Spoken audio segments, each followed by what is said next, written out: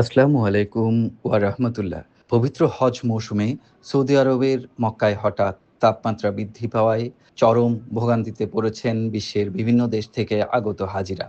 বিশেষ করে দুপুরের সময় মসজিদুল হারামের খোলা চত্বরে প্রচণ্ড গরমে অনেক হাজি ক্লান্ত ও অসুস্থ হয়ে পড়ছেন। তাপমাত্রা ৪৫ ডিগ্রি সেলসিয়াস ছাড়িয়ে গেছে। এতে বাড়ছে হিটস্ট্রোকের ঝুঁকি, পানি শূন্যতার ঝুঁকি। আপনারা ভিডিওতে দেখতে পাচ্ছেন গরম বাতাসের কারণে চারপাশে ধোঁয়াটে হয়ে উঠেছে। তীব্র উত্তাপে বাতাস যেন আগুনের ঢেউয়ের মতো প্রবাহিত হচ্ছে। গত কয়েকদিন ধরে মক্কার আবহাওয়া ছিল অত্যন্ত উষ্ণ, শুষ্ক।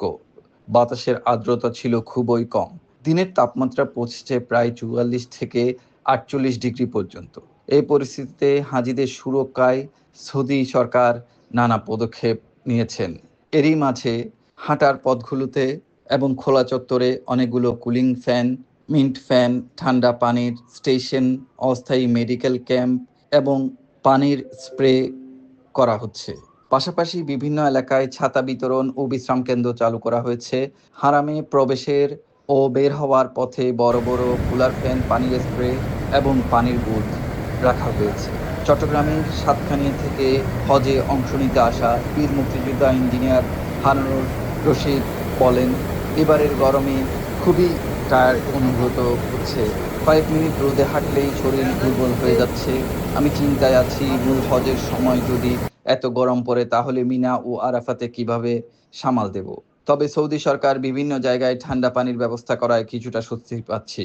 অন্যদিকে চট্টগ্রাম থেকে আসা হাজি ও প্রাইম ব্যাংক কর্মকর্তা প্রবর্তক শাখার ব্যবস্থাপক শহীদুল ইসলাম বলেন, বাইরে ইবাদতবন্দেগী ও চলাচল করতে গিয়ে বেশ কষ্ট হচ্ছে। ডাক্তাররা বারবার পানি পান করার কথা বলছেন, আমরাও সতর্ক থাকার চেষ্টা করছি।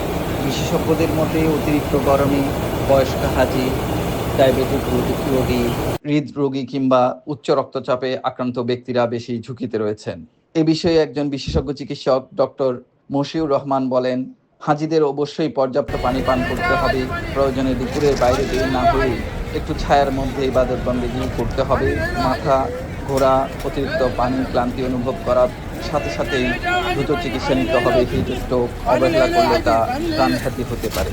সৌদি হজ ও উমরা কর্তৃপক্ষ হাজিদের জন্য বারবার সতর্কতা প্রচার করছেন। বিশেষ করে দুপুর ১১টা থেকে বিকাল ৪টা পর্যন্ত সরাসরি রোদ এড়িয়ে চলতে, ছাতা ব্যবহার করতে, হালকা পোশাক পরিধান এবং নিয়মিত পানি পান করার পরামর্শ দিয়েছেন। দিনের বেলায় হারামের খোলা চত্বরে নামাজ আদায় না করার জন্য নিরাপত্তা বাহিনীর পক্ষ থেকে নির্দেশনা দেওয়া হচ্ছে এবং সরিয়ে দেওয়া হচ্ছে। এবারের হজ মৌসুম তীব্র গরম বড় চ্যালেঞ্জ হয়ে দাঁড়াতে পারে বলে সতর্ক করেছে সৌদি স্বাস্থ্য কর্তৃপক্ষ।